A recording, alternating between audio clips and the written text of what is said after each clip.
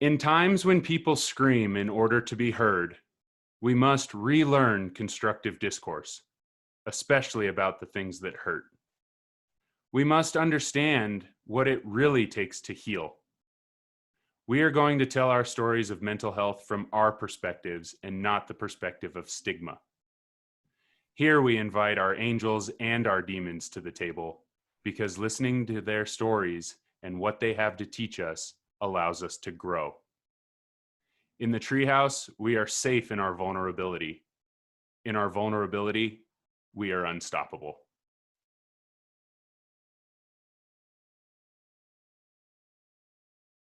Like, I saw something the other day that said adulting is such a lie. Like, it's such a scam.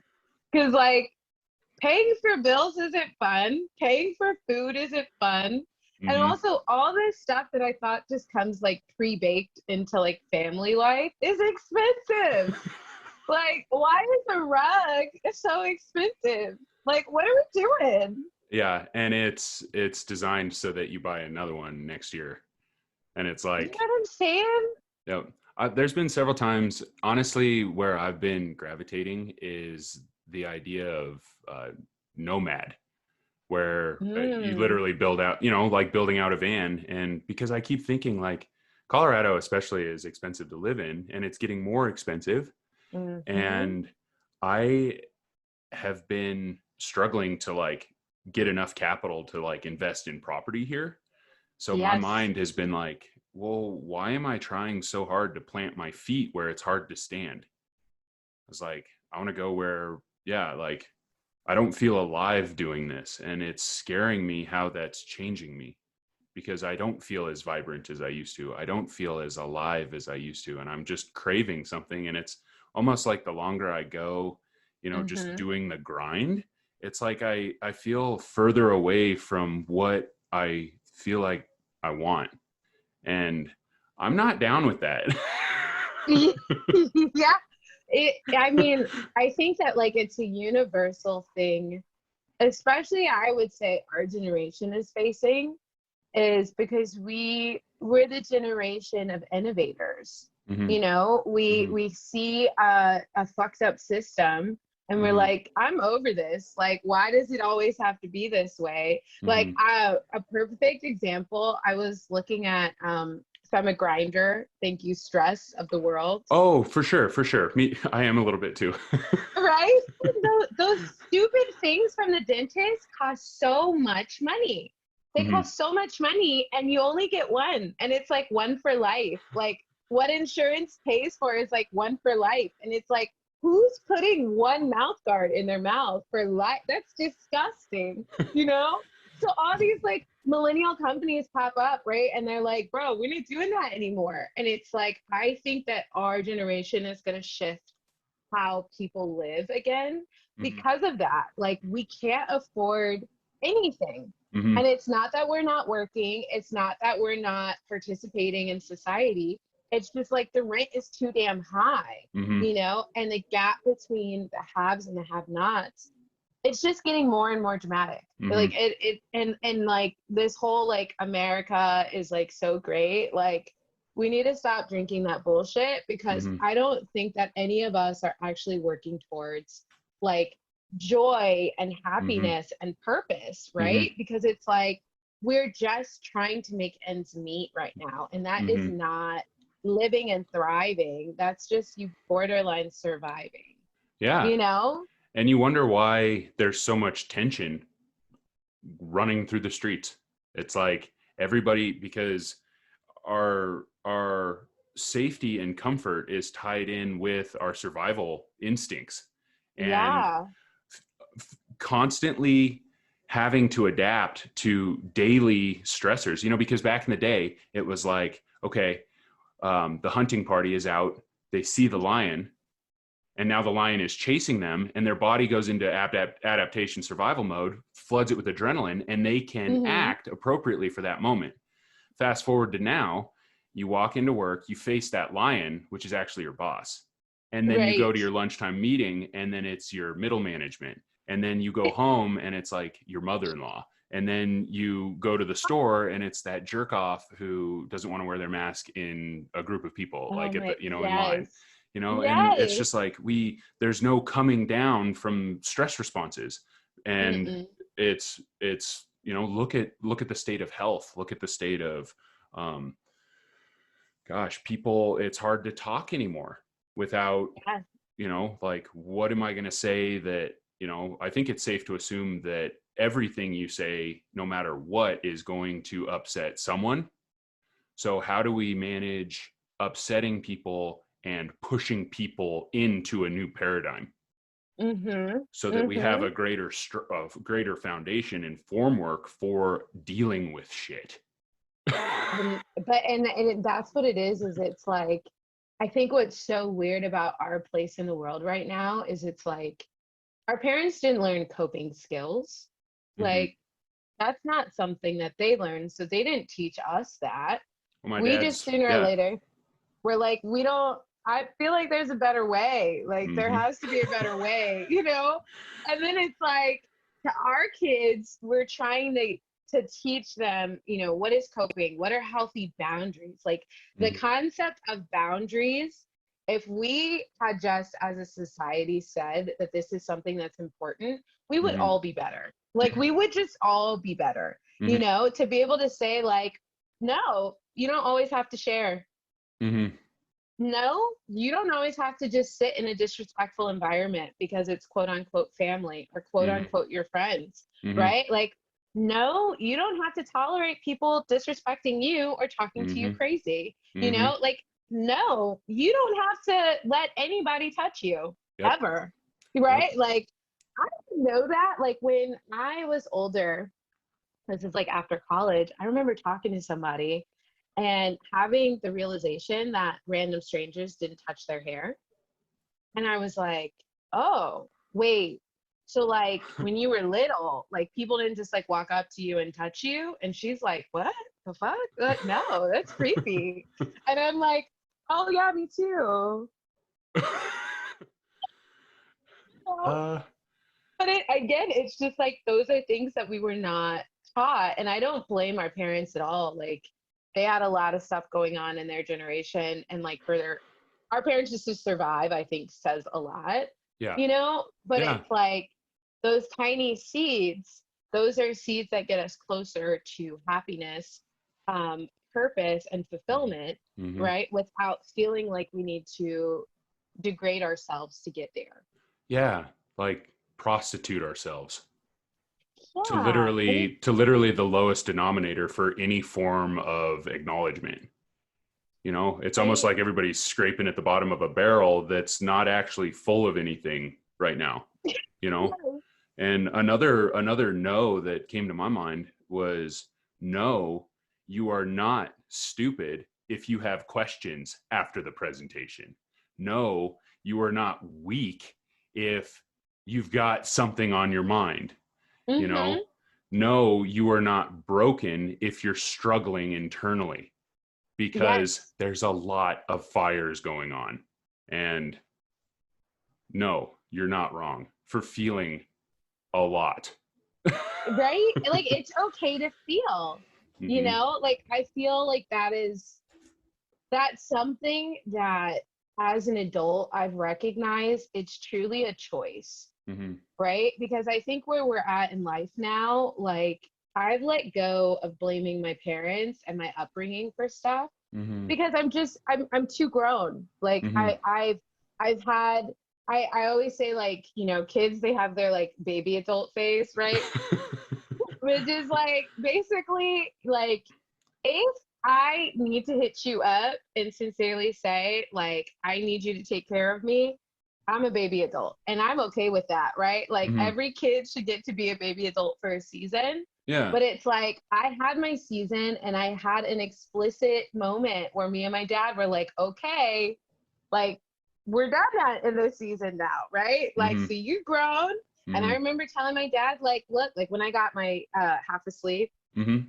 my dad was like, that's a terrible decision. And I was like, okay, like this is that moment now where I'm not a baby adult, right? So Mm-hmm. like I get to choose that for me. And it's Yeah. like just like you get to choose if you're going to buy candy in a grocery store now and how much candy you can buy. Yes, I had that moment. Yes, it was fantastic. It's like you also get to choose if you want to heal, right? Like you get to choose if you want therapy. You get to choose if you're going to seek mental health. You get to choose if you're going to seek physical health, right? You Yep. get to look at yourself holistically and decide, what don't I like? What do I like, right? Yep. And it doesn't mean that that you have to be palatable for wherever you are, right? That's Yeah. a choice. Yeah. Like, that's a choice, but you get the option of choice, right? Yeah. And it's like when I see hurt adults, I'm just like, bro, you get to choose this. Mhm. Like, all you have to do is say, yo, I don't want this life anymore. And there are so many group systems, Mhm. you name it, that are out there trying to help people. And it's important work, right? Like, if we could heal as a society, Mhm. and healing means, acknowledging our rights and wrongs, Mhm. right? Making peace with that, finding a good way to move forward, finding a good way to place and bake in healthy practices into our lives, Mhm. right? Like, we would be unstoppable. Mhm. We would have so much peace, you know what I mean? But it's just not everybody is ready to do the work. That's huge. That's huge. You And know? it's like coming off of, so our parents were a very like, you earn what you have mentality. But I think the generation just before that was largely raised on don't speak unless spoken to. So how does that manifest into future generations of people's ability to communicate what they're feeling? Yeah. Especially in a world where it's so volatile to quantify what's okay to feel, and I'm air quoting for everyone who can't see the video, what's okay to feel, what you're supposed to look like versus how you actually feel. And Mm-hmm. so actually, this would be a good segue. Can we back up? Can I just do a brief introduction of you? Yeah. And then I think with Jake, I'm going to put that at the beginning. And Yeah, then, this is the beauty. We get to cut, split, splice, whatever we want. well, I just wanted to say that this is the Treehouse. And today we have Arista Ware II, who is one of the most vibrant, charismatic, compassionate, and wonderful human beings that I've ever had the honor of meeting and knowing. And I am so incredibly excited to have you on today. Oh, thank you, Ryan. I'm so excited to be here. You got my heart like melting over here, melting through all the DC hard street life, feeling all the feels. I like to think that we all have a little street in us, because anymore it's like you can't go through life being the cookie cutter pleasant person. There's too much happening and we're dealing with too much stimulus to not Yeah. learn how to bare our teeth a little bit without being violent and taking it to an extreme. We don't need to scream to be heard. Yeah. And that's what we need to relearn as a people through constructive discourse.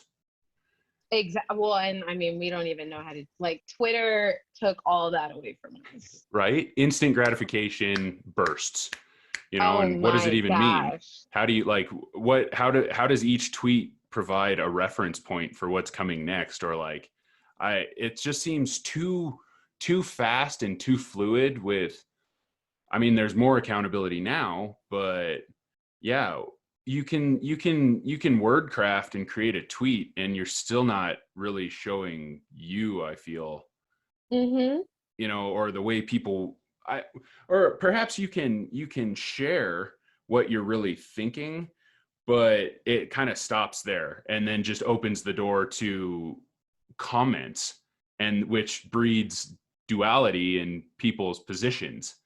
It's not inclusive to just have something go out there and then have people react to it and then that's it. It's like we need to go beyond that. Oh So, yeah. But like we're not even in it for the reactions anymore, right? Like everybody thinks that they need to have an opinion about everything. hmm Like, and what that means is you need to know a little bit about everything nowadays, but hmm it's like you don't have to know that much, hmm and because on Twitter you can be borderline anonymous, it's hmm like you can be a really sweet person one day, you can be an asshole the next day, you hmm can walk around torching bridges, and then like low key be a sweet Samaritan on the other side. Like it for it Twitter has given us the ability to not actually have to be a person and hmm not have to actually think about what we say, how hmm we say it, and what the consequences are, hmm right? Because if you don't like how it all fell out, you close that account, you start a new one, right? You don't like how it all fell out, you delete that tweet and you move on, and It it's feels so like, slippery. oh, it is. And that's why you see all these people getting in trouble nowadays because they like delete this stuff. Now, that is one good part about the internet culture I love are the people who get receipts and they're like, look, Mr. Senator, I saw you delete that. Here, world, hmm this is what they just posted, And it's like, that's real. Like, yeah. But it's created a bully culture that is just like, honestly, it's really sad to see because like I don't know, like when I think about bullies and stuff and I think about our high school, hmm like I know we had a couple, but I don't feel like our high school was that bad.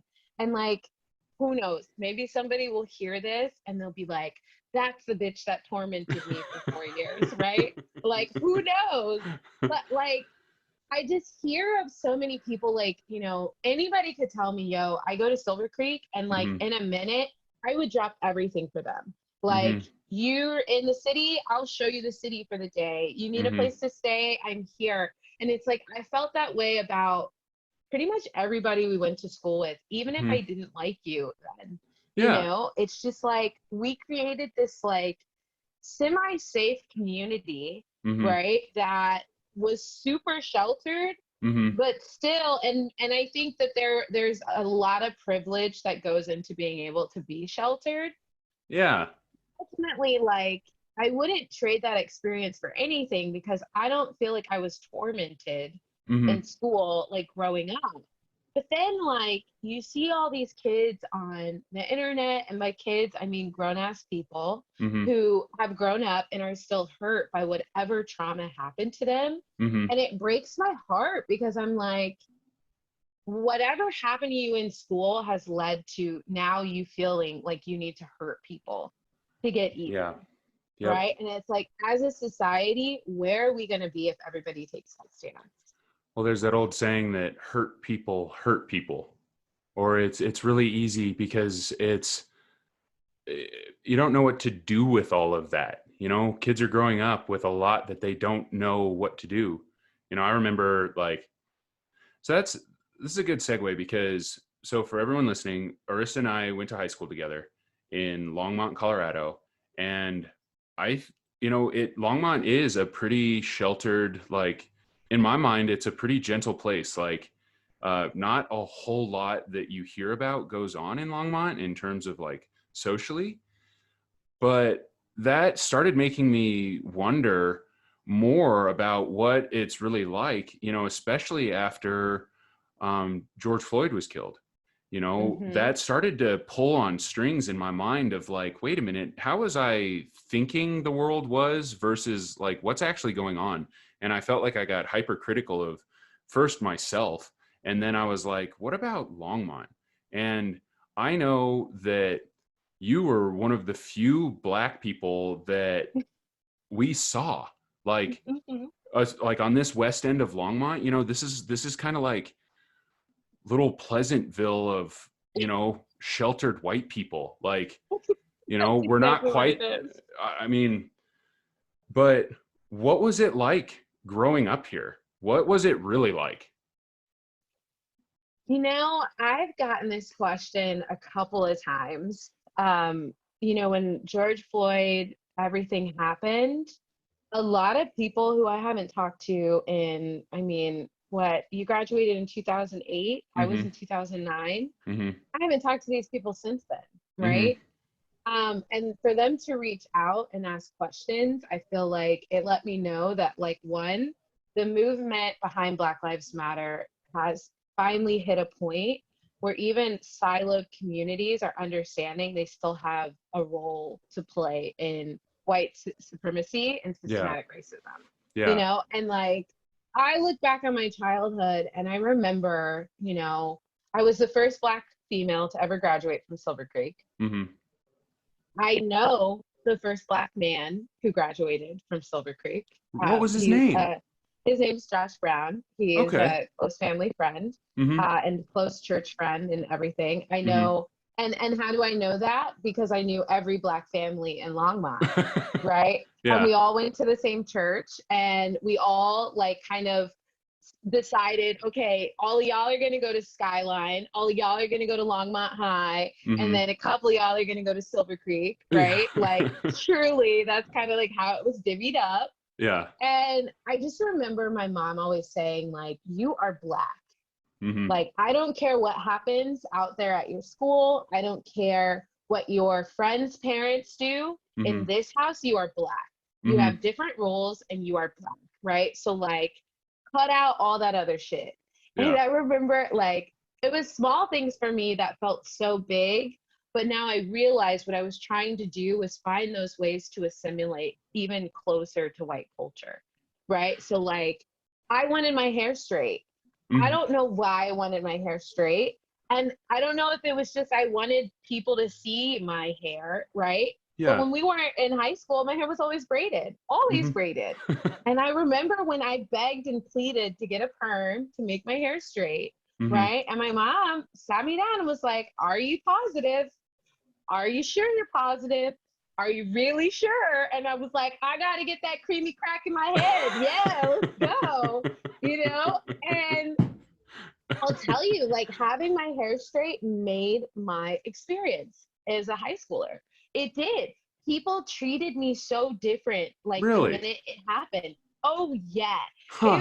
It was homecoming, I think my freshman or maybe sophomore year.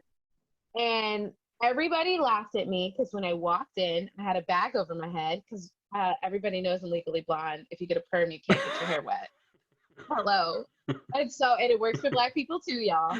And I had a bag over my head, and I remember taking it off. And I remember people's faces of like, oh shit, she could actually be considered pretty, right?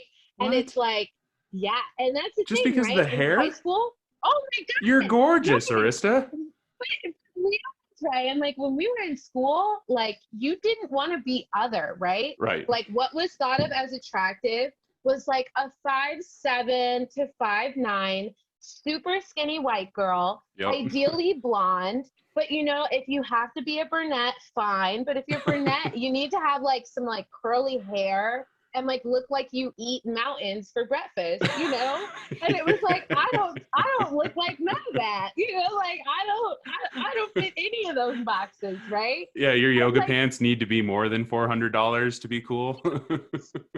true, and that was the type of environment that we grew up in. And I personally, when I was in it, I thought all of this is normal. Mm-hmm. Like it's Yeah. normal to bring less of myself to school. It's Ugh. normal for me to, I even think back on like, because in my family, my brothers probably kill me for saying this, but like academically, I'm the smartest person at the time from Mm-hmm. like a high school experience. I Mm-hmm. won't say as adults, but like in high school, I was the smartest kid in our family, Mm-hmm. right? And so my experience with teachers, it was always like I needed to prove myself in the first couple of months.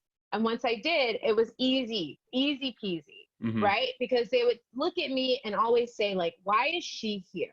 Mm-hmm. Like, right? Why is she in this AP class? And whether they're going to say it or not, I felt it. But in my head, I was like, oh, everybody feels that, right? Huh. Until fast forward to college, and I start talking to more Black people because I didn't have Black peers, right? Yeah. And I'm like, oh, you guys experienced that exactly how I experienced it. Hmm. How, I wonder if my white peers felt that, right? And then I Mm-hmm. ask, and they're like, oh no, they were always so sweet to me. Oh no, I didn't have Huh. any of those issues, you know? And it's those tiny microaggressions that have changed how I view my childhood now, right? Because I Mm-hmm. realized that at some point when you're surrounded by other Yeah. and you don't mesh, you have a choice, right? Assimilate and put your head down or Mm-hmm. make a splash. My mom made a splash, right? There was a reason why she only came to like 3 games out of my whole life. Okay. Yeah. Three. Okay. My dad, on the other hand, quiet guy.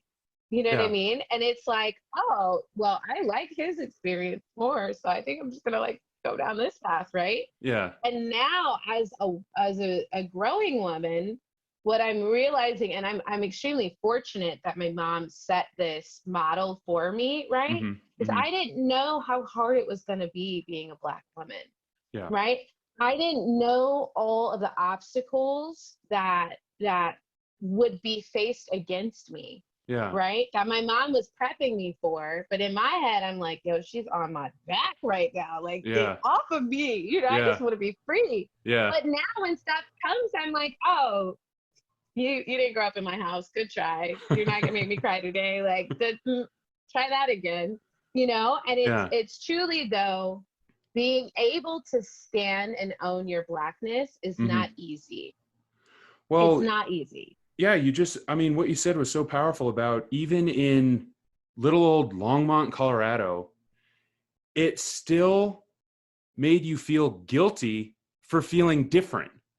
I mean, if Oh that's not yeah. systematic, I don't know what is. And that's horrific at But all. it's one of those things though of like what like I I don't even know how to say this the right way, but it's one of those things of the reason why I feel like racism never came up when we were younger Mm-hmm. is because it wasn't in our face enough, Yeah. right? Yeah. Like we would have moments, and I think back on like I remember we had a Jewish family in our high school, right? Mm-hmm. And I was friends with them. I'm still friends with them. Mm-hmm. And I remember this is just how like uneducated, right? That Mm-hmm. like we grew up. I remember always questioning, why the hell do they always have a Christmas party on Christmas Day? Mm-hmm. Oh, leave their house. Like my family is never gonna let me leave my house. Always be like, bro, it's every year on Christmas Day. Like who gets to do that? Yeah. Fast forward, get older. Oh, right, they're Jewish. They don't celebrate Christmas. Duh. You know what I mean? But it's like those small things, right? Like every Asian person is not Chinese. Thank Every you. Latino is not Mexican, Thank right? you. These are the things that were so prevalent in our school, Mm-hmm. you know, and that doesn't even touch anybody who was on the LGBTQIA spectrum, Mm-hmm. anybody who was having self identity and was trying to figure out who they were. Like, Mm-hmm. that doesn't even touch that shit, right? Mm-hmm. Because we weren't ready. Like, we really weren't ready. We were Yeah. so sheltered that the rule was stay the same. And as long as you can keep that, we're good, Yep. right? Like, don't rock the boat. Yeah, Like, protect the yeah, status quo. Protect the status quo exactly. because it's just too unpleasant to do otherwise. You know, God help you if you disrupt Pleasantville. I feel like that's being a white person in general. Like, don't disrupt Pleasantville. It's like, this isn't that pleasant. Look at what just happened in Boulder. You know, look at that happens everywhere. Yeah, And yeah. people are suffering. And, you know, we want to still call this Pleasantville. That's too much disconnect. And but that's the privilege, right? Like, I think that when I talk about white privilege, that's what I mean, right? Mm-hmm. Is it's the privilege of saying when you're in a cause versus being able to say, I'm out, Mm-hmm. right? And it's Mm-hmm. like, you know, we don't call white terrorists, Mm-hmm. right? What happened in freaking half of the shootings that have happened in America recently, it's terrorism, right? That's what Absolutely. it is, right? But if there is ever anybody with very pale skin, we are not going to call it what it is. Yeah. Right? We get to hand select the labels that we place on people. We get to hand select how we tell these stories, right? Yep. We get to hand select even what's in our history books and how we educate our society on our issues, right? And that within itself is so privileged, the fact that you get to turn it on and off, right? Yeah. Like when I look at a white ally, that is my test. Yeah. When your fucking feet are in that fire, do you turn it off? Right? Yeah. Or are you actually right beside me and in it? Yeah. You know? And I think that like over this last year, I think what has felt so nice is seeing the work that people are doing in Colorado to educate themselves when really they don't need to. Let's be clear. Colorado still is not a diverse place. It's not like they're going to face racism every single day. Yeah. But you have people that are putting on their armor and are ready. Right? Yeah, something that just came to mind is it's like a lot of the activism you see is like activism by convenience. You know, it's like, what is that even? It's fake. You know, it's self gratifying. Like I'm petting my own ego. You know, look at me giving. It's like you're taking at that point in my mind.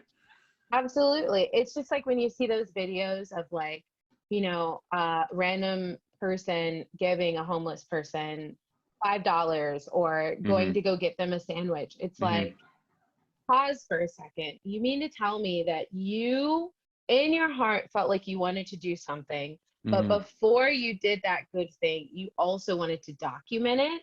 Yeah. And you don't see how that's a little sticky and gross? Like you don't see that? Like, yeah, it's really? just, yeah, so the whole, I love that you talked about the stories that we tell, because there is a difference between the stories that we put on for the world and the stories we tell ourselves. And that's what this show is about, is talking about that voodoo term, mental health, because I feel like that's a really nebulous term anymore. You know, they say mental health. It's like, I feel like that's kind of automatically associated with some level of weakness.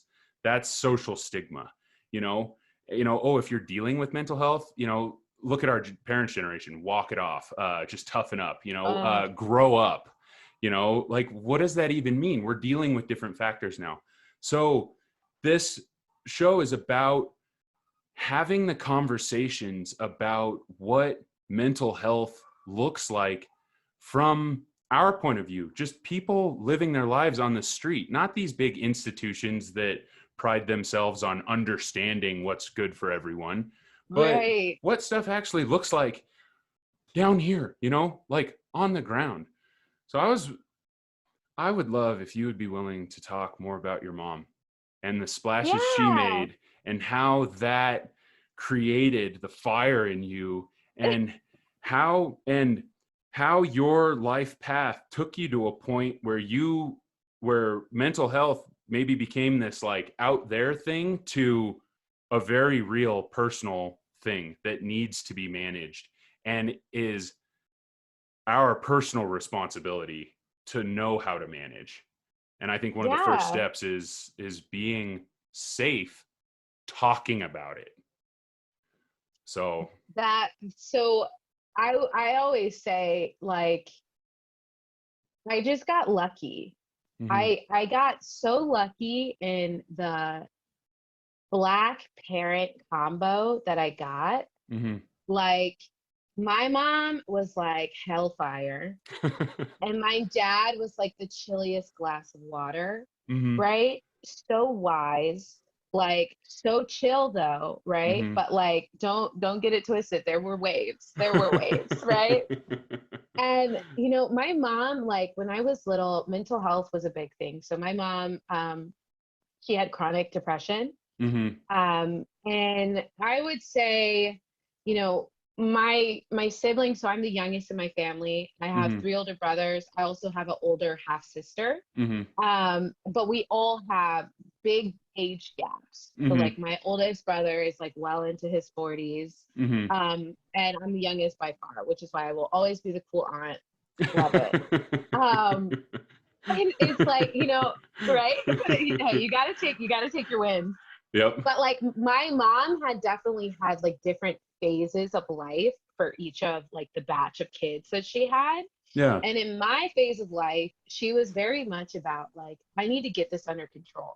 She was very much about like mental health. So Mm-hmm. like she was big on, she was on antidepressants, she was doing therapy. Mm-hmm. And like it wasn't looked down upon. Like Mm-hmm. we knew that she was on antidepressants. Mm-hmm. We knew to ask like, yo, did you take your meds today? Mm-hmm. And it not in like is it that time of the month? Like not like that, but like Right. sincerely, you don't seem yourself. Are you good? Yeah. And because of that, like when I was younger, my mom hit this weird phase where she thought everybody should be in therapy. Okay. And don't get me Mm-hmm. wrong, it probably was for the better because now as an adult, I'm not like scared of it. But I Mm-hmm. used to like sit in this room with this fucking guy and he would like play these games and write notes. And I'm like, why are you writing notes when we're playing games? I just want to be out here and play. I don't like Mm-hmm. playing with you anymore. Like I'm going to tell my mom that we're playing sorry and I like whooped your ass and I didn't feel bad about it. Like I'm like, I don't know what's going on. But because of that, like I grew up knowing like I need to talk about my feelings, but at the same time, my house was extremely strict, right? Like Mm-hmm. kids talk when spoken to.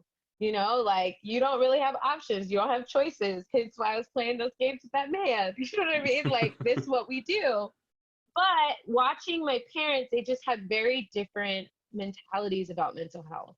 My Mm-hmm. dad was a work through it, right? Mm-hmm. So, anytime he was in a weird bout, he would Mm-hmm. start these huge projects and we would just know like Mm-hmm. he's going through something. Mm-hmm. He at one point when we bought the house that is now our family home, Mm-hmm. my dad was like my dad did all the landscaping pretty much by himself. Yeah. So he hand laid all of his sprinklers. He always like it's our dream house. So he had like a dream of like this will Yeah. be the watering sequence, when Colorado cuts off the water on Mondays and Wednesdays. It's okay because the sprinklers go like this on Tuesday, Thursdays, right?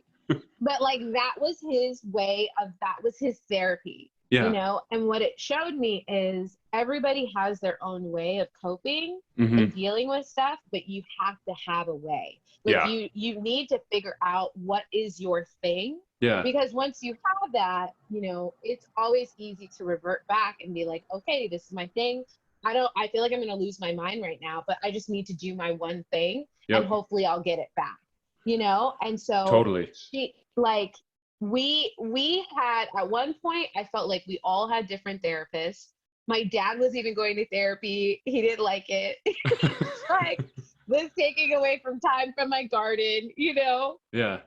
But like it gave us the words to know how we were feeling and also not be afraid of it, right? Like Yeah. well, when I learned that I have depression, when I learned that I had anxiety, I Mm-hmm. didn't have fear about those diagnoses, right? Yeah. I didn't I didn't honestly, and I will tell you, I think that if I really soak it in, I probably am slightly insensitive when people are hesitant to say it Yeah. because I'm like, what's the problem with it? Right. Right? You've Like been what wrestling with it your whole life, and to see people exactly. still, sticking their toe in and going, ew, it's difficult to deal with that. I understand. And I'm like, don't you want to be healed? Mm-hmm. Like, don't you want to? Like, we have so many options now. Yeah. Don't you just want to try and see what it would feel like to just have that weight pulled off of you, Or do you even if want to it was feel, for 5 minutes, you yeah. know? Or do you want to feel like getting that text from that person doesn't make or break your moment or your day or your week, or getting that job or promotion or car or new pair of pants or whatever doesn't lift you to extreme highs and lows? Like, don't you want to Yes. feel maybe not happy all the time, but even just like, uh, what's the word? Contempt? Yeah. Content. Stable. Yeah. Like, Even and, for a and little it's bit. like, you know what I mean? And it's like, just have a taste of it. Have a Hmm. taste of a timeout. Like Yeah. that to me is what mental health is an adult timeout. Yeah. It's knowing that like there's a way for me to find peace for a second, because life's not going to go away, Yeah. right? Yep. The issues in the world are not going to go away. Yep. But mental health is about how do we then transform what life is giving us and take what's good out of it, right? And leave Hmm. the rest, right? Yeah. And the concept of leave the rest is something that we're just not used to, right? You Right. eat and you're full, right? You better eat the rest of what's on your plate. I'm like Right. that. You know what I mean? We weren't taught like leave the rest, right? Right. But really being able to just say like, okay, this is all that I want. Hmm. The rest is I'm good on that, right? Yeah. That's okay. You don't even need to have FOMO about that. Like let it go. You Yeah. know, like we talked about, letting go of something is really good. It's a good practice. It's a really Yeah. good practice. And Yeah. we don't do enough of it, you know? Hmm. Like if you think about the whole like Marie Kondo, like cleaning up your house thing, Hmm. in reality, it's a little sad how big it got here, Yeah. right? It really means that in America, we were like a country full of hoarders, Hmm. some on extreme levels, some not so extreme, right? But the concept of literally telling something, thank you for being a part of my journey, but I no longer need you, Yeah. right? That was like earth shattering. Yeah. Like, that's not good. It's That's not good at all. I remember, it's like, I love what you said about being more conscious in choosing the stimulus that we internalize and personalize and basically absorb. Because a big struggle for me growing up was not knowing what the difference was between the stimulus I was taking in and the stimulus I was creating within myself. And like, for Mm, example, growing up and working with my dad, after we had a really stressful day at work, well, let's go next door and have a beer and a shot, and then have cigarettes out in the parking lot afterwards. And I remember feeling the combination of being stressed out from work, but then this all of a sudden, like, that was the only time that like when we went and had a beer and a shot, that was the most intimate time that I got to have with my father. And I loved mm-hmm. that time with him, and it felt safe. So I internalized this idea that that was safety for me. And I fully adopted drinking as a coping mechanism for myself. Yes. And I didn't I what I learned through rough and tumble life experience was I wasn't dealing with anything. I wasn't coping, I wasn't processing, I wasn't picking and choosing.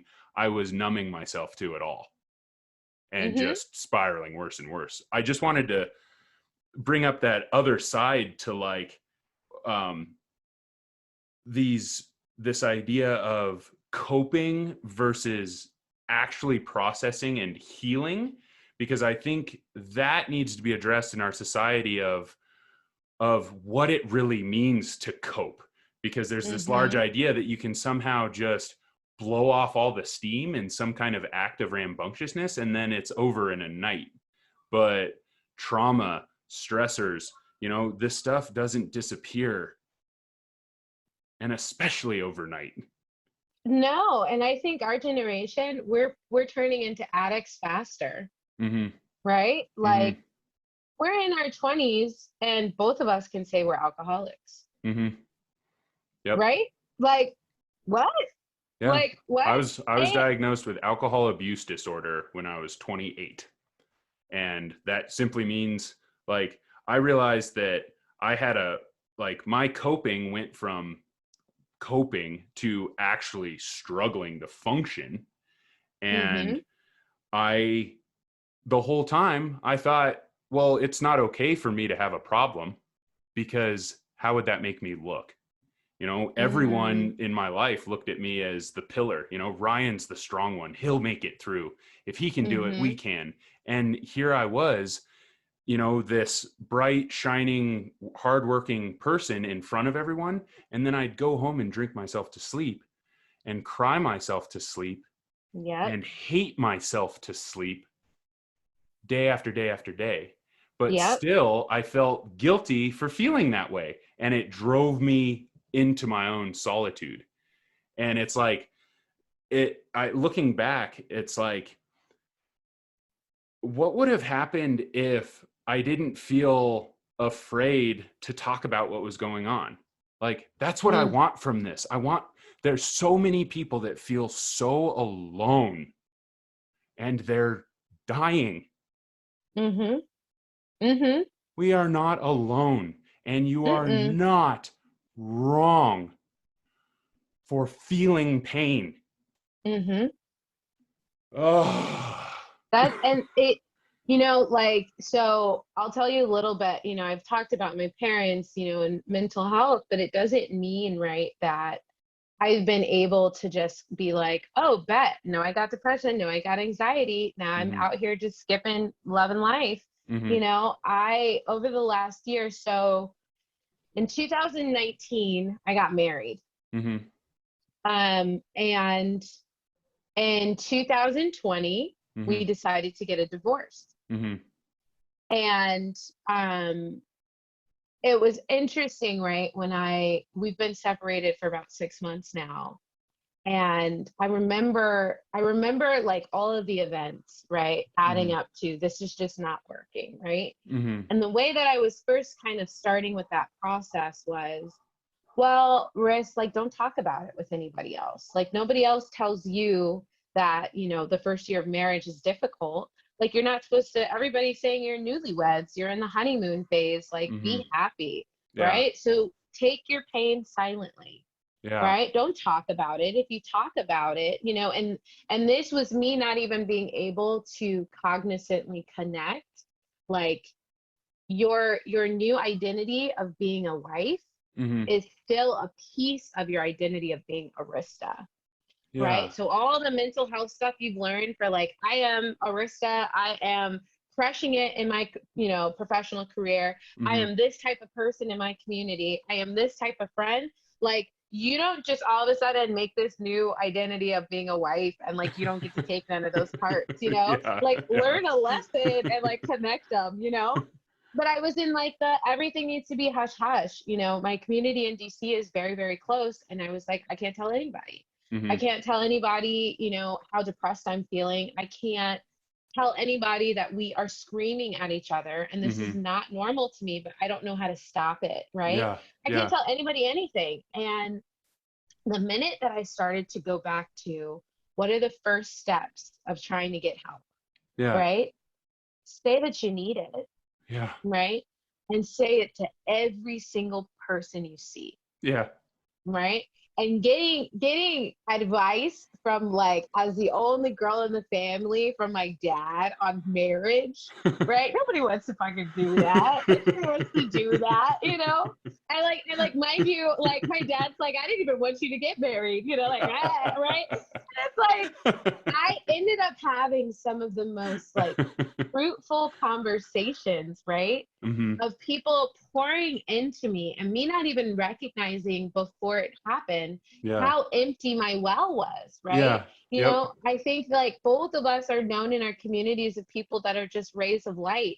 But what Yeah. people don't realize is those rays of light, there are clouds behind all that light, Yeah. right? There is shit happening that people don't see, people don't experience. And Yeah. because they don't see it, there's a huge block for us to be able to say, like, hey, I need some help. Yeah. And I started to look at all of the pieces that I had control over, Mm-hmm. right? Mm-hmm. And the biggest one was I need to stop drinking, Mm-hmm. right? And I need Mm-hmm. to stop drinking because drinking a bottle of wine a night, Mm-hmm. although some people have called it the new norm and it's okay, it's not okay for Ugh. me, Yeah. right? And it's like, I don't need to compare myself to their journey. If it's cool for them, it genuinely could be cool for them, Yeah. right? But for me, at least me in this season, I'm telling you, I heard it clear as day. My mom whispered in my ear, you are to be sober until you get divorced, Yeah. right? And I was like, yes, ma'am. Like, I don't know how it goes, just talk.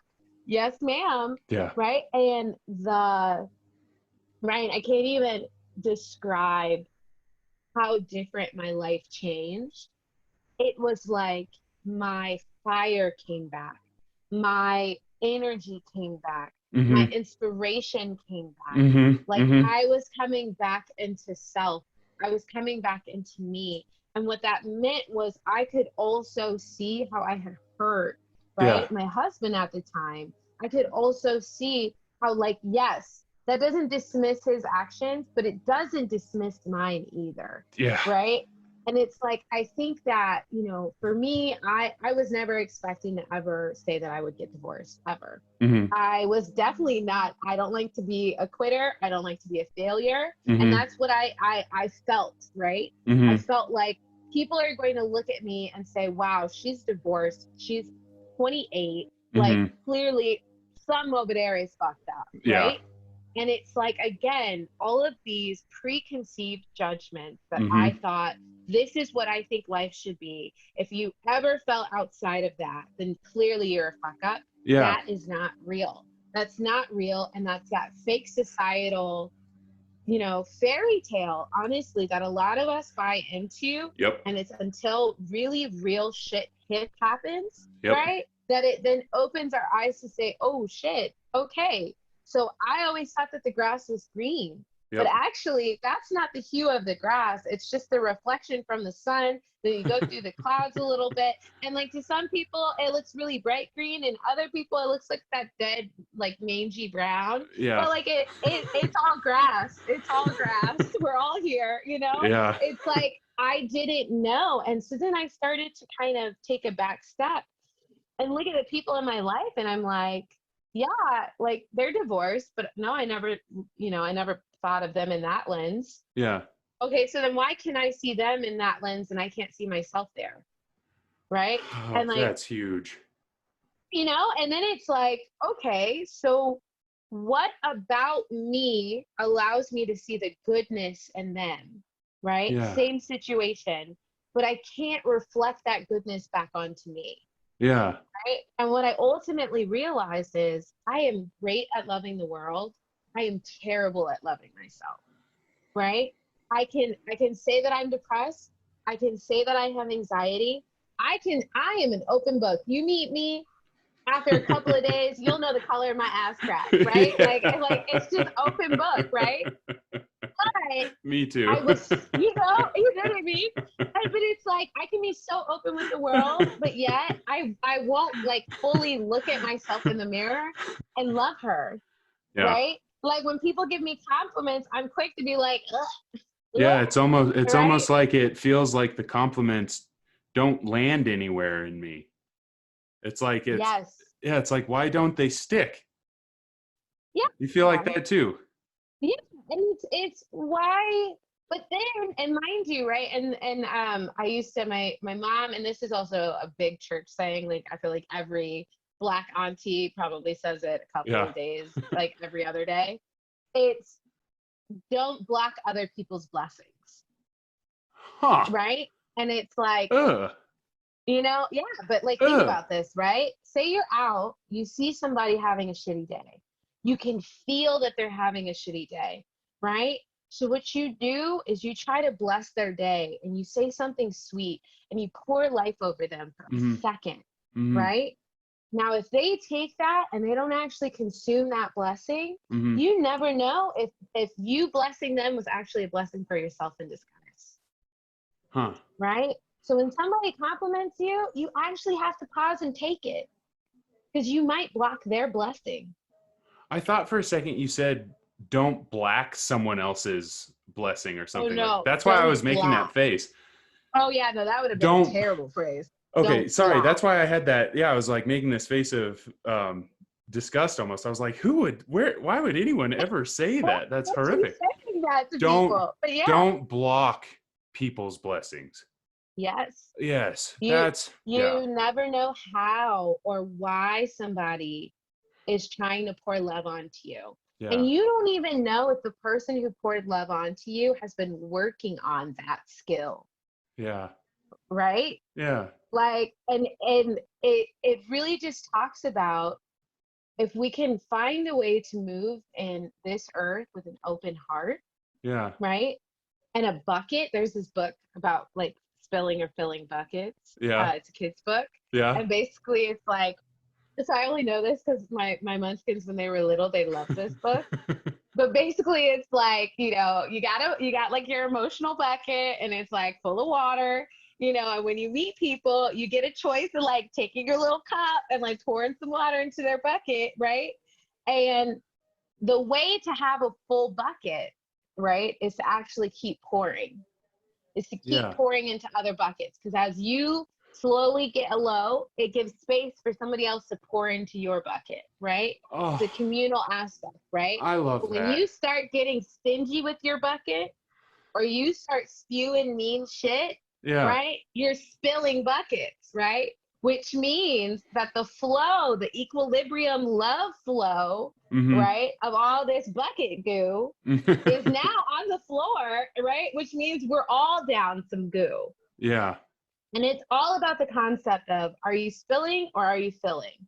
Yeah. Right? But in order to fill, you also have to be open. You always have to have your arms just open, Yeah. ready for whenever somebody wants to pour into you. Yeah.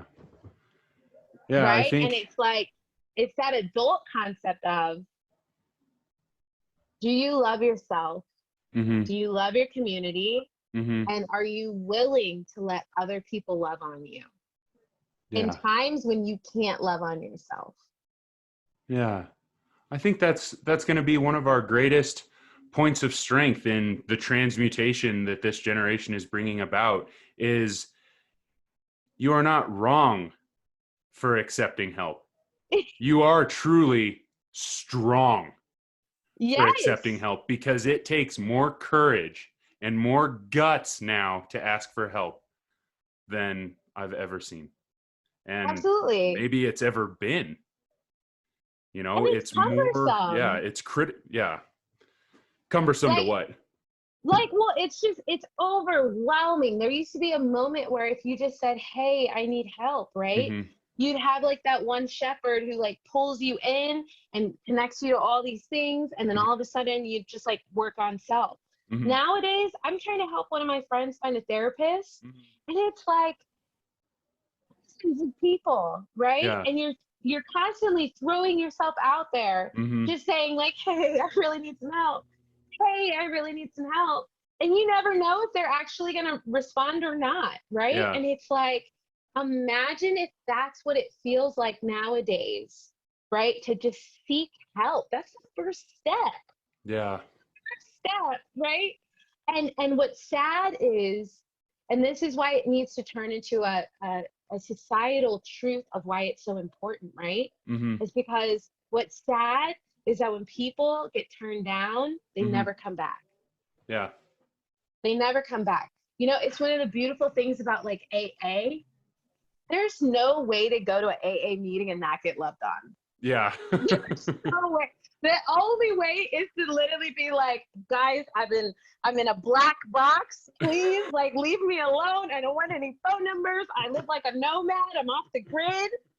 Like, I don't know you. You don't know me."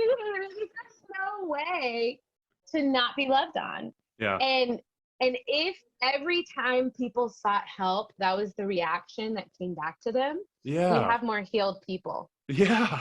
Oh my God. Yes, please come. Like, spill. Like, let's work with Right? it. So I was going to say that, I thought it was interesting that like the years when I was transitioning from thinking that I had like a bad habit drinking to actually wondering if I had a problem, I had never felt more alone in my life than during that time. Mm. I felt like I couldn't talk to my family because I didn't want to scare them. I couldn't talk to my friends because I didn't want to scare them. I didn't want to look weak. I was really confused about myself. I was struggling with the idea that I was broken or that I didn't know how to deal. And Mm-hmm. I just remember how alone I felt. One of our best friends growing up, Grady Hines, drank himself to death when we were 25. I remembered that happening, and everyone looked at me like I was just going to be next. I had people like shy around me now because they're like, fuck, dude, that guy's like doesn't have control of himself. And Mm-hmm. I hated myself like that because I just made everyone else right. I was like, they're obviously right because they don't seem to be struggling like I do. Everyone just seems happy. Everyone seems like they've just got it figured out. Why am I so broken? Like I I didn't know. But I remember the days leading up to when I went to the hospital, I began this process of unraveling. I stopped going to work. I stopped calling my girlfriend at the time, who was incredibly emotionally abusive to me. But of course, that was all my Mm-hmm. fault at the time, right? So I stopped talking to her. I went radio silent with her. I, at one point, was barreling down the highway, and I took my smartphone, which became my ultimate conduit to the world. You know, if I don't have my smartphone, what am I? Worthless, obviously. I Mm-hmm. threw my phone out the window. I had never felt more alive than when I did that. I had never felt such a weight lifted off of me as when I took my fucking multi-$100 smart gadget device that makes me so fucking cool and threw it out the fucking window. That was amazing. And then I remember just the complete system shock of social anathema version 6,000 Ryan Boley when I went to the hospital. Mm-hmm. And they're like, oh, snap, son, I'm surprised you're alive. And then going to the detox unit, because they put me on suicide Yeah. watch and I went to the detox unit.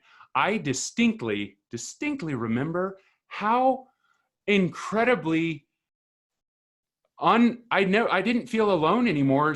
I sat down at a table in the detox unit and there were a group of people around me, men and women. And one guy was like, so what are you in here for? And I was like, I just spent the last 6 days doing nothing but drinking and vomiting and shitting black liquid. And I was so emaciated, I like couldn't stand anymore. And my mom and sister found me and then they brought me to the hospital and now I'm here. And I just Mm-hmm. remember feeling so uncomfortable actually just voicing that. But then he was like, that's it? And I was like, Yeah. what do you mean that's it? And he's like, yo, dude, you're kind of mellow. Like, and these were the people I was talking to in detox. I felt so welcomed and accepted in that moment with that group of people. I was like, wait a minute, where have these people been my whole life? Like, I'm not alone. This is Right? fucking awesome. I Right? made incredible friends in rehab. Like it was all of a sudden I wasn't alone anymore because I swore to you that I was the only one that fucked up in the world. And I could have guaranteed it at the time. But that's not true. Ryan, you're the only one that has problems. You didn't know? You didn't know? And that's the thing. Like, I remember my first AA meeting, I was scared. I was like Mhm. so scared because I was like, what's gonna come out? Like what, you Mhm. know what I mean? Mhm. And I remember one of my first shares that I did, I said, hey guys, like, so my name is Arista. I'm an alcoholic. Mhm. Some of my nicknames are Reckless Rista. Uh-huh.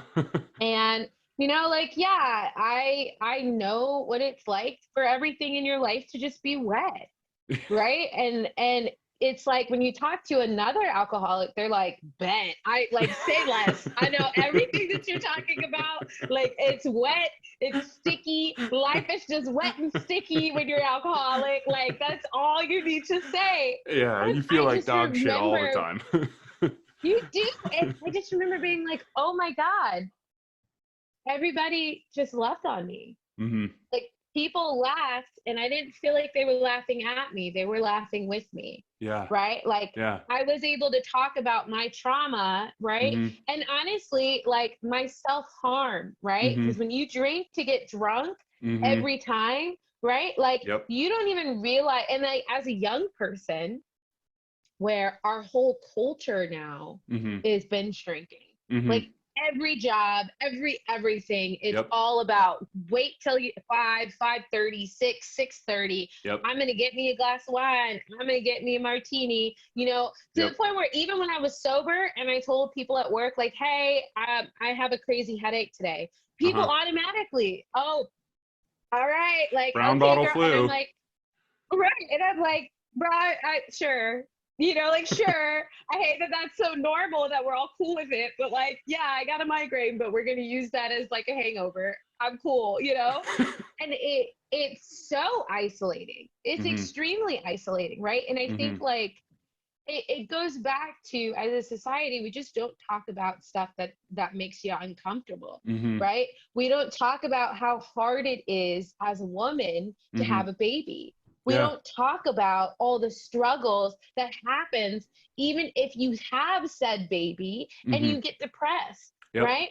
We don't talk about what it's like to not be connected to anybody but go home every night and get drunk and get shit Mhm. faced, and that's the only resemblance of a life that you have. We don't Mhm. talk about that. Yep. We don't talk about what happens when you know, go down the aisle and you think you love somebody, and then you look up and you're like, yo, this is not it. Okay, Yeah. this is really not it. And what that means, right? If you're young, if you're old, if you're whatever, we don't Mhm. ever talk about those things. So what Mhm. happens is we all walk these bubbles feeling as if we're self-siloing and we're self-bubbling, Mhm. right? When in reality, the person right beside you is struggling with something else, Yeah. right? And if we just took 3 seconds to open our mouth and be like, yo, Mhm. so anybody want to talk about depression? Anybody want to talk about some trauma? Yeah. Anybody got some childhood shit they want to work through right now? Yep. What about some adult shit? You know what I'm saying? Yeah. Anybody feel like they're struggling with shit on a regular basis, or even something that's frequent enough to feel like it might bother you a little bit? Yeah. Like, we don't have those conversations. So then when you do have them, right? Like now, you want to shove in as many topics as possible into an hour, Mhm. right? Because you want people to know, if you only took this hour, I want you to know that you're not by yourself, Mhm. right? And Mhm. like, how I try, especially in this season to live, is I'm going to talk about my pain. Mhm. I'm going to talk about what I wrestle with. And Mhm. I'm going to just talk for me. I'm going to talk in I statements Mhm. because I want you to know I'm not coming for you. Mhm. You know, I told my family, hey, I am going to AA. Mhm. I don't know if it means I'm an alcoholic, but what I do know is in this season, I'm drinking way too much, Mhm. right? And the Mhm. amount of judgment and shame that came from it, I was like, Mhm. y'all do what y'all want to do. Mhm. I still feel like for me, I drink too much. And what was Mhm. interesting were the reactions where people would say, well, I don't think I drink too much. I didn't say you, honey. Mhm. And ask you about your body or your habits, right? Mhm. But Mhm. since you want to bring it up, what's going on in your world? You know, Yeah, because you just lady, you feel enough about it to have just said something. You're squirming right now. Your fucking skin is hey. crawling talking to me. Woo! I went to And it's rehab. like, I'm the boogeyman. it's one of those things of like, I never once told you that you are an alcoholic, Mhm.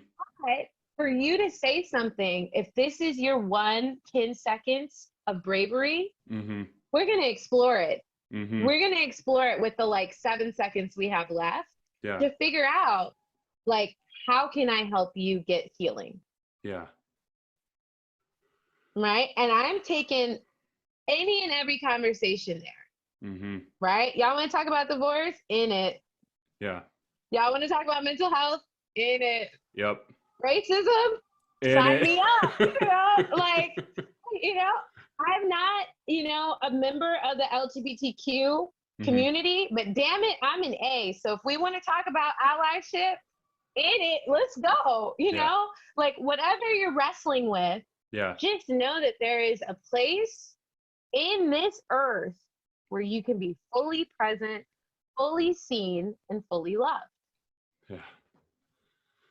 And even if it's just for 5 minutes, let's do that. Yeah. Because I think one of the biggest misconceptions in our society is that if you are struggling, you need to figure out the answer immediately, or you need to figure out a answer that works immediately. But the truth is, no matter where you're at in life or where you're at in your stage of struggle or trauma or conflict or anything, you always make the decision of your next step. You might Mm-hmm. not be able to make the decision of your next destination, but you can always make your choice about your next step. And in that next step is where we hold our power. Exactly. And that's that 10 seconds. That's that moment of courage to say, I'm going to take this step because I've never done it before. I've never stepped like this before, and I'm scared. And I'm Yeah. so nervous about what's going to happen and what people are going to think of me, but I am going to make this step. And then the next step ain't so big. And It's then the not, next step ain't so big. And then all of a sudden you're walking and it's like, now we can go somewhere. you know? And when you're walking, you start looking and you're like, oh shit, that person's trying to take their first step. Yep. Yeah, you start Like you that's what it see the looks like. different, yeah, you see it. Hmm. Yep. And all it takes is, hey, so I have this little walking group in the morning. Do you wanna come with us? Mm-hmm. Like we don't run, we just walk, Mm-hmm. but it's free pace. So like if you just want people around you, you don't even have to talk. Yeah. Like I'll show you what walking looks like. Mm-hmm. And I don't even walk that well. I just started walking myself, We're Like walking just backwards right now. over. And it's because it's like, and that's the thing, like there are power in numbers. There is power in community. And it's Mm-hmm. why throughout all histories, there's always some sense of community with Mm-hmm. humans, right? Mm-hmm. Because we want to be connected. Mm-hmm. Even if you're a person that says, I don't want relationships, I don't want blah, blah, blah, cool. Like, Mm-hmm. I'm not saying you need to be married. That's not the level of connection I'm talking about. Mm-hmm. But for somebody else on this earth to know that you're alive and you exist, Mm-hmm. you want that. Everybody wants that, Yep. right? And that's why it's so much easier to have healing when everybody in your group is like, we're trying to be healed. Mm-hmm. Like it's so much easier, right? Mm-hmm. Like, and fostering that, it takes just one brave soul to say, I want help. Yeah. I want help, and I'm going to talk about it. I'm going to be active about it. I'm going to be vocal about it. Just like I wanted a new job, Yep. I'm going to work as hard towards that job as I'm working towards healing. Yep. If only we coveted our personal emotional sovereignty like we covet financial wealth and fitness and Hello. yeah. Like it's like, it's crazy just how skewed and off our priorities are, Mm-hmm. right? Mm-hmm. Like you can be the richest man in the world, Mm-hmm. but be such a lonely narcissist, Mm-hmm. right? And Mm-hmm. it's like, how did those, and like, why is it that you find a lot, like they did this, oh God, so like podcasts, don't judge me, don't ride me for this, because I read a lot of stuff, but I don't remember word for everything. I'm just Yeah. gonna caveat. But they did a survey basically trying to figure out how much money would you need to have in Mhm. order for you to have happiness, Huh. right? And what's interesting is it was a lot, it was a healthy amount of money, right? So it was, I want to say it was like 60,000 to 70,000. If you made that every year, you Uh-huh. would be like pseudo happy. Mm-hmm. Then when you make more than that, you would think, right, that like, okay, so if I'm bringing in $1 million, I know I'm happy, right? Yeah. No, like the range of happiness was so tiny as you made more money, Huh. right? Mm-hmm. And it matched the happiness, right, of Mm-hmm. when you make no money, Huh. right? And it's interesting, right? It's like, when I was looking for the job that I have now, Mm-hmm. I had two mentalities, right? Mm-hmm. Do I get rich and die trying, right? Eat the world alive, leave no survivors, Mm-hmm. right? Yeah. Or do I just try to carve out enough for me and my happiness and see what that looks like? Yeah. Right? That is so not a question that's like, I'm doing air quotes again, okay for people to ask themselves. Like, wait a minute, No. like, what does happiness mean for me? We're all, there's so many people bought into this idea of what people think happiness is. Yeah. Oh my gosh. What actually makes me happy? Whoa. Right? And it's and don't get me wrong, right? Being able to make that choice is an extreme level of privilege, right? Because I know that either direction, I will make enough to survive, right? Mm-hmm, I know that.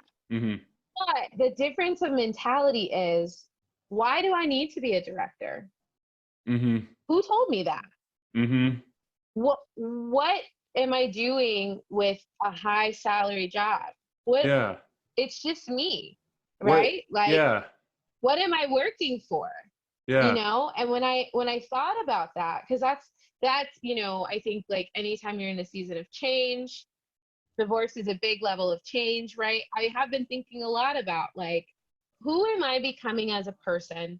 What future am I building towards, right? Yeah. And the number one thing that I know, right? I don't know what I want to do when I grow Mm-hmm. up. I Mm-hmm. say when I grow up because I'm still fucking young. Okay, back to fact. But I don't know what I do, But I do know I've always seen kids in my future, Mm-hmm. right? Mm-hmm. So, like, do I need to be a director level in order to have kids? Mm-hmm. No. Is work my purpose in life?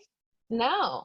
Yeah. And for some, right? And again, it's all about self-selected happiness. Mm-hmm. My work isn't my purpose, but I know people out there where, when I tell you what they do is them to a T, Mm-hmm. it is them pouring into themselves, their job pouring back into them. Like, it's all this love fest over purpose, and I love it, right? Mm-hmm.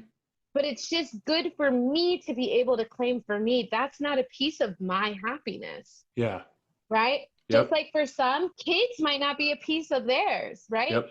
Pets might not be a piece of theirs. Where they live might not be a piece of theirs. Yeah. But it's important to figure out, what do you need to be happy? Yeah. What do you want to be happy, not to be successful, Yeah. right? Because at least if you have your mental health, it's interesting how it ties back into your success a lot, Yeah. right? When you Yeah. feel good, you do good things. When you do good things, most times you make fruit. Yeah. Amen. I love you, Arista. I love you right back, brother. We just hit 12:30, by the way. Well, so I do want to say that I hope this isn't our only episode. I'm going to throw that down right now because this has been Never absolutely done. fantastic. Thank you so much for being willing to. I loved what you said about because I resonated with this so much. If you just knew me for about a couple of days, you'd know what color my ass crack was. Like, that is the level of candid rawness that I operate with day to day. And just to talk to Yes. another human being that rolls like that makes me feel not alone. And goodness, I love that. We already know that was the same spirit as your dad as well. Yeah. It runs through the bully blood. Yeah, So strong. you'd know with him because he'd So show you. strong. Right. So strong. But that's why I love you guys. I think, like, it's rare when you find an energy that works like your energy. Hmm. And instead of, because I think you can combine energies all the time, and, like, most times when they fuse, you either, like, shift a little bit, Uh-huh. right? Uh-huh. But it's so rare when you meet an energy and you guys are just like, and it's like, that has honestly been my experience with your whole family.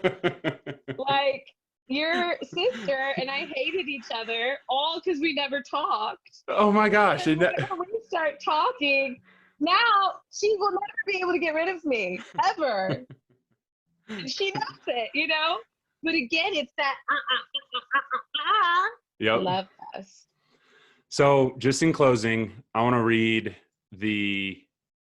it's the description on the website for the Treehouse, the show, but I feel like it's just good to read just for our closing. And since we have reached our time, because you are on your way to get your second round of the vaccine. Congratulations. I am. Thank you so much. Yep. Everybody get that vaccine, please. And thank you. Yes. Get vaccinated. Still don't lick public phones. Just PSA. Don't do it. And the thing is, because not everybody can get vaccinated. I feel like that's what people forget is like health within itself is a privilege. And I say this as a person with lupus, right? It's a privilege. And the fact that my autoimmune disorder allows me to get this vaccine, but I know there are some that can't, I'm going to get it. And I already know I got my soup on deck. Okay. Yep. I got the hot fluids ready. Yep. Because she's going to feel it. She's going to feel every drop of that little thing. But it's so worth it. It's so worth it. Hear, hear. I'm going to touch that face soon. Okay, so I'll read this. And this is the Treehouse for all of our wonderful listeners. In times when people scream in order to be heard, we must relearn constructive discourse, especially about the things that hurt. We must understand what it really takes to heal. We are going to tell our stories of mental health from our perspectives and not the perspective of stigma. Here we invite our angels and our demons to the table because listening to their stories and what they have to teach us allows us to grow. In the Treehouse, we are safe in our vulnerability. In our vulnerability, we are unstoppable. Arista Ware, thank you. Thank you, Ryan. Thank you for having me. I love the purpose of this podcast. I love all of it. I think that what you're doing, it needs to be done, and you are a perfect person to lead it. Thank you, Arista. Are the man with the biggest heart. You're probably the biggest man. Let's be real. So for all you listeners out there, if you're struggling right now and you're hurting and you feel alone, know that you're not, okay? And just try to find somebody that's willing to listen to, or just start talking to random people because they're out there and they want to know. And if you feel empty, remember that they, with empty pockets, can carry the most. And I feel like someone who's in recovery can appreciate what that means, because a lot of times it feels like we're having our life ripped away from us. But even in that moment, just like Arista said, we have a choice. Our choice, brother.